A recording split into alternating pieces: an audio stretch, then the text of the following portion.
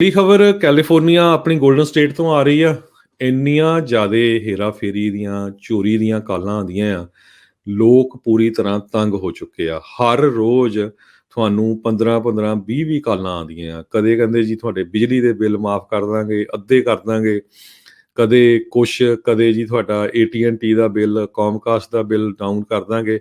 ਸੋ ਭਾਈ make sure ਰੱਖਿਆ ਕਰੋ। ਬਹੁਤ ਸਾਰੇ ਲੋਕ ਰਗੜ ਹੋ ਰਹੇ ਆ।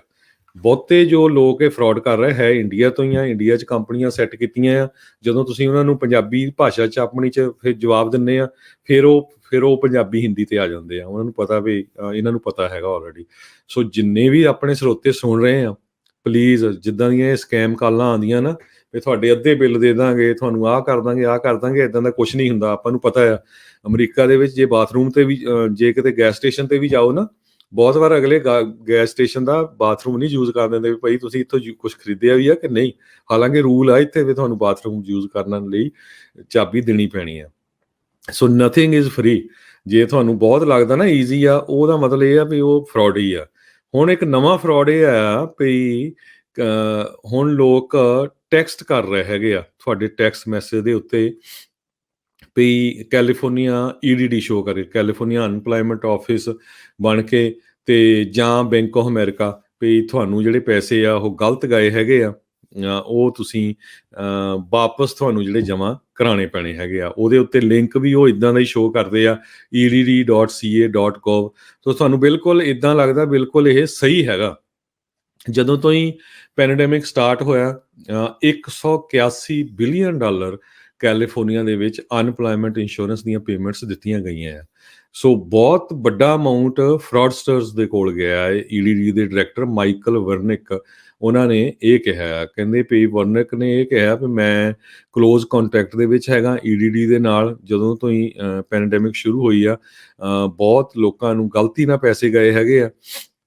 ਹਜੇ 2 ਲੱਖ ਦੇ ਕਰੀਬ ਲੋਕਾਂ ਨੂੰ ਪੈਸੇ ਮਿਲੇ ਵੀ ਨਹੀਂ ਪਹਿਲਾਂ, ਤੇ ਉਹ ਹੁਣ ਕੋਸ਼ਿਸ਼ ਕਰ ਰਹੇ ਆ, ਤੇ ਜਿਹੜੇ ਕਿ ਘਟ ਕੇ ਨੰਬਰ 6000 ਤੱਕ ਆ ਗਏ ਆ।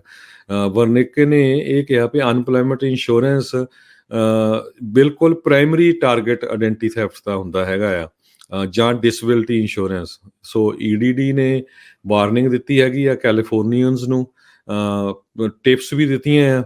ਉਹ ਕਹਿੰਦੇ ਵੀ ਕਦੇ ਵੀ ਤੁਸੀਂ, ਜੇ ਤੁਹਾਨੂੰ ਟੈਕਸਟ ਮੈਸੇਜ ਆਉਂਦਾ ਹੈਗਾ ਵੀ ਮੰਨ ਲਓ ਵੀ ਤੁਹਾਡੀ ਅਨਪਲਾਇਮੈਂਟ ਅਪਰੂਵ ਹੋ ਗਈ ਆ, ਜਾਂ ਤੁਹਾਨੂੰ ਆਹ ਪੈਸੇ ਮਿਲਣੇ ਆ, ਉਸ ਲਿੰਕ ਨੂੰ ਕਦੇ ਵੀ ਆਪਣੇ ਨੂੰ ਔਨ ਨਾ ਕਰੋ ਜੇ ਟੈਕਸਟ ਮੈਸੇਜ ਦੇ ਉੱਤੇ ਆਉਂਦਾ। ਤੇ ਜੇ ਕਿਸੇ ਤਰ੍ਹਾਂ ਦਾ ਮੈਸੇਜ ਆਉਂਦਾ ਵੀ ਰੀਐਕਟੀਵੇਟ ਕਰੋ ਆਪਣਾ ਡੈਬਿਟ ਕਾਰਡ, ਉਹ ਵੀ ਸਕੈਮ ਹੈਗਾ। UI ਔਨਲਾਈਨ ਦੇ ਉੱਤੇ ਲੌਗਇਨ ਕਰਕੇ ਵੈਰੀਫਾਈ ਕਰੋ ਵੀ ਇਹ EDD ਦਾ ਟੈਕਸਟ ਮੈਸੇਜ ਲੈਜੀਟੀਮੇਟ ਆ, ਵੀ ਸਹੀ ਵੀ ਆ ਜਾਂ ਗਲਤ ਹੀ ਆ। ਬੈਂਕ ਆਫ ਅਮਰੀਕਾ ਨੂੰ ਕਾਲ ਕਰੋ, ਸੇਮ ਫੋਨ ਯੂਜ਼ ਕਰਕੇ, ਜਿਹੜਾ ਡੈਬਿਟ ਕਾਰਡ ਦੇ ਪਿੱਛੇ ਜਿਹੜੇ ਤੁਹਾਨੂੰ ਮਿਲੇ ਹੈਗੇ ਆ, ਜੇ ਜਦੋਂ ਤੁਸੀਂ ਅਨਪਲਾਇਮੈਂਟ ਲੈਂਦੇ ਜਾਂ ਡਿਸੇਬਿਲਟੀ ਲੈਂਦੇ ਆ, ਵੀ ਭਾਈ ਮੈਨੂੰ ਇੱਦਾਂ ਦਾ ਮੈਸੇਜ ਆਇਆ ਸੀ, ਇਹ ਸਹੀ ਆ ਜਾਂ ਗਲਤ ਹੈਗਾ। ਜੇ ਕਹਿੰਦੇ ਤੁਹਾਨੂੰ ਲੱਗਦਾ ਹੈ ਵੀ ਸਸਪੀਸ਼ੀਅਸ ਟੈਕਸਟ ਮੈਸੇਜਸ ਆ, ਤੇ ਉਹਨਾਂ ਨੂੰ ਕਿਸੇ ਤਰ੍ਹਾਂ ਵੀ ਰਿਸਪੌਂਸ ਨਾ ਕਰੋ।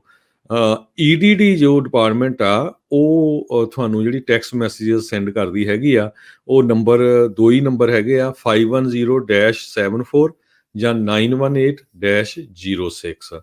ਸੋ ਜਿੰਨੀਆਂ ਵੀ ਕੈਲੀਫੋਰਨੀਆ ਦੇ ਵਸਿੰਦੇ ਹੈਗੇ ਆ, ਤੁਹਾਨੂੰ ਕਿਸੇ ਤਰ੍ਹਾਂ ਦੀਆਂ ਸਸਪੀਸ਼ੀਅਸ ਸੈੱਲਫੋਨ ਕਾਲਸ ਆਉਂਦੀਆਂ ਹੈਗੀਆਂ, ਈਮੇਲ ਫਿਸ਼ਿੰਗ ਕਮਿਊਨੀਕੇਸ਼ਨ ਆਉਂਦੀ ਹੈਗੀ ਆ, ਉਹ ਕੋਸ਼ਿਸ਼ ਕਰੋ ਉਸ ਨੂੰ ਫੈਡਰਲ ਟ੍ਰੇਡ ਕਮਿਊਨੀਕੇਸ਼ਨ FTCC ਦੇ ਕੋਲ ਰਿਪੋਰਟ ਕਰੋ। ਉਹਨਾਂ ਦਾ report.fraud.ftc.gov ਕਰਕੇ ਵੈਬਸਾਈਟ ਹੈਗਾ ਆ, ਜਾਂ ਉਹਨਾਂ ਦੀ ਇੱਕ ਈਮੇਲ ਵੀ ਹੈਗੀ ਆ, reportfishing@apwg.org। ਤੁਸੀਂ ਗੂਗਲ ਦੇ ਉੱਤੇ ਸਰਚ ਵੀ ਕਰ ਸਕਦੇ ਹੈਗੇ ਆ। ਸੋ ਜਾਂ ਉਹਨਾਂ ਦਾ EDT ਨੇ ਆਪਣਾ ਨੰਬਰ ਵੀ ਦਿੱਤਾ ਹੈ, 1-800-229-6297। ਸੋ ਇੱਦਾਂ ਦੇ ਜਿਹੜੇ ਫਰਾਡ ਆ ਉਹਨਾਂ ਤੋਂ ਬਚ ਕੇ ਰਹੋ।